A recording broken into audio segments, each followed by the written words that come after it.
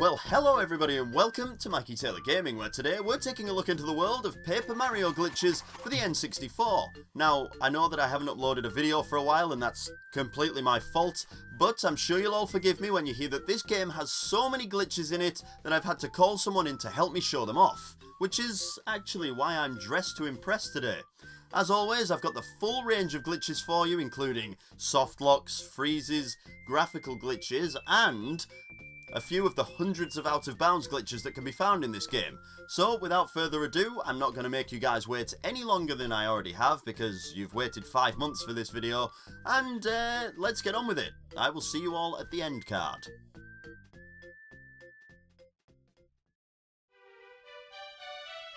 So here we go guys, let's start off today's picnic with a couple of simple glitches for a change. That way we don't end up with a headache in the first 2 minutes like usual. And you can try this one out no problem too. It's completely pointless, but it shows that the basic counters in this game can be a little screwed up. In the opening section of the game inside the castle, you'll find this guard in front of Princess Peach's room telling us that we're not allowed to go in. After bugging him a few more times, he'll move out of the way of the door and let us explore, but bugging him even more doesn't seem to do anything special. If you're a quitter, that is. Eventually, after talking to him a few more times, his dialogue will change back to the one he used when we first spoke to him. He'll even move out of the way of the door that he isn't blocking anymore too. Thanks man, I guess. The weird part about this glitch is that it only seems to work if you talk to the guard from the left-hand side first, so that he moves to the right of the door. For some reason, if he walks to the left-hand side of the door first, he'll just repeat "I envy you Mario" over and over, with no glitches. So strange, but not that interesting, so let's take a look at something better. If you know this game, you'll know that there are hundreds of out-of-bounds glitches to be found in it. We're going to take a look at a glitch known as the staircase skip, and to do it you'll need to execute one of the easiest out-of-bounds to do in the game. But the skip itself can be kind of confusing to follow. In Chapter 1 you'll be sent to the Koopa Bros fortress to find the first star spirit. Just a little way into the fortress you'll reach this room where there's a staircase leading to nothing. At the top of the stairs and off screen, just over here to the right, there's a door leading to an area found later in the fortress. In order to progress, the enemy at the bottom of the stairs has to be defeated to make a switch appear. Pressing this switch triggers a cutscene lowering the stairs to the next area. Then you've got to find a key, then you've got to do this and that and blah blah blah. It's kinda long-winded, but as the name of the glitch suggests, we can just skip all of this. You can go out of bounds in this room by climbing to the top of the stairs and jumping and tapping down until Mario is on the very edge of the staircase, about to fall off. Jumping into this position makes it much easier, trust me. When Mario's shadow is almost all the way off the edge of the stairs, jump and tap down for a frame or two so that the shadow disappears. Then tap up for the same amount of time, then down again. With any luck you'll go out of bounds and fall into the basement on the very edge of this watery pit. If you didn't land in the basement, just try again. There are no punishments for falling out of bounds in this game, only wasted time, so you're safe to try over and over. If you got the movement right and Mario is stood on the very edge of this pit, he'll still be out of bounds, which is good, obviously. If he's not in this position, then you can easily get him into it by walking into the corner of the pit, leaving us in position for the final leap of faith. With everything set up, you can run to the right towards the edge of the pit and then jump and hold up and right. If everything goes to plan, then you'll end up at the top of the castle behind the door I mentioned earlier, saving you quite a bit of time in this first section of the game. As a bonus glitch, if you just want to skip the battle at the bottom of the stairs, then after going out of bounds you can just walk into the pit from here to land on top of the switch which is out of bounds, waiting to be triggered for use. It's a pretty simple and cool looking glitch that doesn't take too much time to master, despite it sounding a little complicated. And you know something? Seeing an out of bounds switch like this reminds me of one of my favourite YouTube series, Lost Bits with TetraBitGaming. So I guess this is the perfect opportunity to give him the spotlight. Huh. What's up my guys? Somebody told me that you love out-of-bounds glitches, and boy have I got a much less complicated one for you. Around different places in the game, you'll notice that some NPCs like to walk backwards and forwards constantly, like they have nothing better to do with their time. I mean, it's not like they were programmed to do that or anything. In fact, there's a guy in Towton who does exactly that, and we can use him to get into the Forbidden Zone. When this guy here walks to the right or left of the path, you can actually hold up or down to squeeze right past him. If you manage to squeeze between him and the raised floor and then use the hammer, you'll get pushed right into the raised section, and from there you can walk into any direction and fall out of bounds. And while falling, you can hold any direction to be put back in bounds in a different location. If you do it on the right of the path, you can land in the post office where you can interact with the characters inside without the camera even being in the right position, which is kind of cool. If you do it on the left of the path, you can glitch into Merlin's house early when his door is still locked, and he'll tell you to head to the east, even though the path is blocked by the Dark Toads until later on in the game. This glitch isn't limited just to this spot either. You can use it in other places if there's a space to squeeze Mario into a gap and use the hammer. So have fun searching for other sweet spots to get this glitch working. In other words, Mikey didn't really tell me where else this glitch works, so that's a pretty cheap way to get out of some extra glitch hunting if you ask me. Hey, Tetra, I'm right here, you know. Just for that, you're going to talk about the next glitch too. I'm going to have to get you working in this collaboration for those accusations, which definitely aren't true. I knew you were going to say something like that. It's a good thing there's a lot to show off in this game, huh? Well, I'll start this next one by asking you guys a question. The battle system is pretty solid in this game, don't you think? You enter a battle, select an option, and the game does whatever you want it to without acting out in any way, of course. That's how it should be, but we're not here to see how the game works, are we? We're here to mess things up. The easiest battle glitch you'll find in this game can be done when you enter the Blue Whale in Chapter 5 and fight with Fuzzipede. It's not exactly mind-blowing, but it's a glitch, so hey. During the fight, Fuzzipede will move around and hang from the spine of the Blue Whale. While he's up there, we've got the perfect opportunity to mess with the battle physics. Just paralyze him with Watt's Power Shock and knock him down. While he's on the ground, hit him with a spin smash attack and he'll be launched back up to the spine, where the game gets kind of confused. If you play through the fight without doing this, then you'll notice that Fuzzipede can't be jumped on when he hangs from the whale's spine. Fortunately for us, we've managed to trick the game into thinking that Fuzzipede's still on the ground. So now he can make jump attacks without a second thought. It looks like Mario's training to be an Olympic high jumper in his spare time. So maybe this is where he gets his practice for Mario and Sonic at the Olympic Games. What do you think? I'm really not too sure about that, man. But actually, if you think about it, this must be 100%, without a doubt, the reason for those amazing jumping skills. How else would he get them? And speaking of battle glitches, I've got another one that's just as easy and really good for grinding experience points if you feel like you need to as well. In Chapter 5, you'll come across the Lava Piranha boss. In fact, you can encounter and defeat him as many times as you want to if you use another simple glitch. Just before the Lava Piranha fight, Colorado will run ahead of you and a cutscene will start, which you have to watch before you can go downstairs to the battle. However, you can easily avoid this by equipping the Speedy Spin badge before you enter the room. Then just use it to get down the stairs quickly, beating Colorado to the cutscene trigger. Skipping this cutscene also skips a main storyline trigger, and that means that when we carry on and defeat Lava Piranha, the cutscene that takes place afterwards will appear to play as it should do, but something isn't quite right. The screen will pan to the centre of the room where the Star Spirit card is supposed to appear, and then nothing seems to happen. In fact, the Star Spirit card won't even spawn no matter how long you wait, so there's no way to progress from here. You can, however, walk around the room with the camera in this glitch position too, so luckily we don't have to turn the console off to fix this glitch. So what do we do now? Well, you can head back into the previous room and then back into the boss room, and Lava Piranha will be respawned and waiting to fight with you again. So you can fight this boss as many times as you like to grind star points easily and level up. When you're eventually bored and finally want to progress through the story, just climb the stairs again to trigger Colorado's cutscene and set the game's story back on track. Is that simple enough for you guys? Seems easy enough to me. But I've got a glitch that blows everything we've seen so far out of the water. Literally. Now how about that partner Sushi? He's got a neat little ability that helps Mario cross over water. But there's one thing that you might not know about this ability. You can use it on land too, of course. What, you've never tried swimming on land? The best place to try out this glitch is in Chapter 7. After you eventually break the frozen ice on the pond in Shiver City, you can use C down on the dock with Sushi to swim around in the water. Now it's pretty boring just swimming around in this pond, so let's make it a little bit more interesting. When you're in a very specific spot on the dock, you'll jump on him and be swimming on the ground instead of in the water. The positioning can be a little bit tricky, but holding up and left just a little bit will edge Mario to the left, and constantly tapping C down will ensure that you swim on the first available frame, causing the glitch to activate. You can explore a wide area when swimming on land, and it carries from one area to the next. Diving can get you out of bounds in a lot of places too, which is always fun, especially when you basically escape the Mushroom Kingdom if you swim far enough away from the land. And if you activate this glitch before progressing, some other weird things can happen. Carry on to the next area and you'll encounter Junior Trooper. Defeat him and you'll be back on foot. That is until you reach the next loading zone, then you'll automatically be swimming with Sushi again.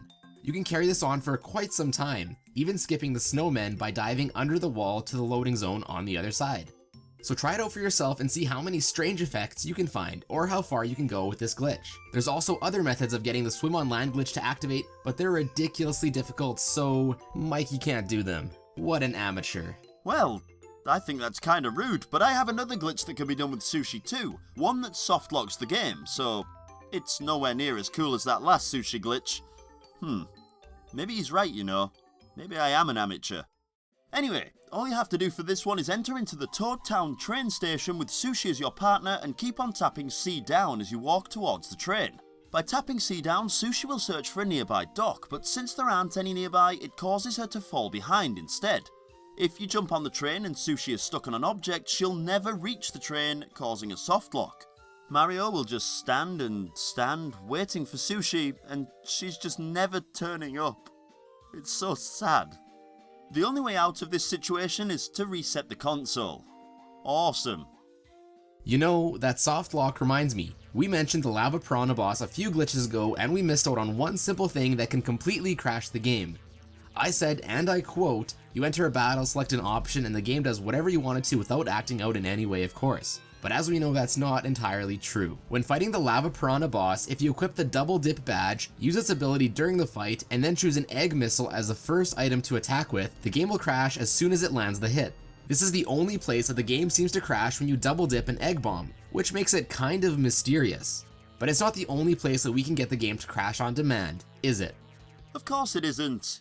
I guess this means you want another example, right? In Paper Mario, there are a few ways to initiate a battle. You can just walk into an enemy, jump on an enemy for a first strike, or you can use certain partners for a first strike.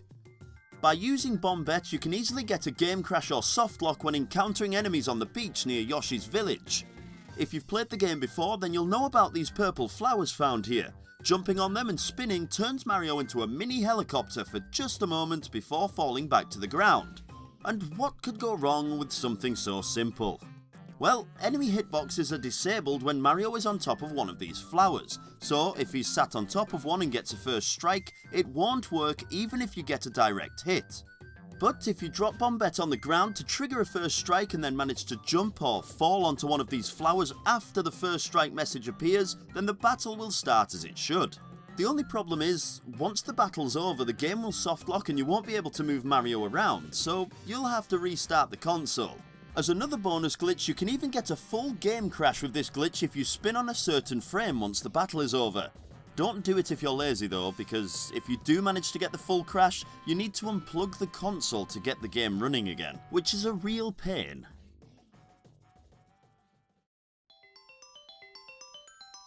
If you've never seen it before, the partner Lakilester can lead us to many out of bounds glitches. There's one place in particular that makes for some fun graphical problems. In Chapter 7, there's a cutscene that starts when you enter the mayor's house and discover that he's dead. How dark is that for a Mario game? Instead of triggering the cutscene by entering the door, you can have Mario stand on this corner of the building, use a spin and hammer strike to face the right, and then use Lakilester's ability to clip inside and trigger the cutscene without loading any of the building's insides. Entering the room from here stops any graphics inside the building from loading properly, making for some screwed up cutscene. And let me guess, Mikey, you've got another graphical glitch to show off, haven't you? Always trying to one-up me just because it's your channel, huh? Whoa, I'm not trying to one-up anyone, but this glitch is about to make yours look really simple. Sorry. In chapters 1, 2, 3, 6 and 7, there's a glitch that can be performed when collecting the Star Spirit card, and it's one of the best glitches that you can find in this game. If you check out the background, then this is what we're going to achieve. Basically, all you have to do is pause the game the frame before Mario touches the Star Spirit card. If you get the timing right, then the background will change almost permanently for the rest of the game to whatever was on the screen when you paused, which sounds unbelievably easy, but there's a bit more to it than that, and it can be frustrating as all hell, trust me. To start off with, we can see that the card has an up and down animation cycle, and this cycle stops a frame or two after the pause button is pressed. The card also has a hitbox which moves along with this animation, so the exact timing that you need is decided by the card's up and down movement. To activate the glitch, you have to move Mario so that he's stood underneath the card's hitbox as you pause the game. That way, after pausing, the card will move down one frame, touch him, start the cutscene and save the background as the image on screen. So yeah, much harder to do than I made it sound at the beginning, but I'll guide you through the steps of Chapter 1 so you can see how it's done in real time, if you're persistent enough to try it. In this chapter, we have to position Mario about this distance away from the card, wait for it to start its downwards movement, and then on a specific frame when the card is moving down, press right and start at the same time. If you get the pause input and the hitbox frames perfectly, then the card will be collected and the current background will be stored as soon as the cutscene starts. And it'll stay like this in every area of the game that you visit and in every cutscene that you watch. I'm not kidding, it's everywhere. Having different backgrounds in different areas can really change the feel of the game depending on which Star Spirit card you picked up when activating the glitch. And like I said, it'll work on chapters 1, 2, 3, 6 and 7 with varying setups to activate it, so you can have fun with 5 different backgrounds anywhere in the game.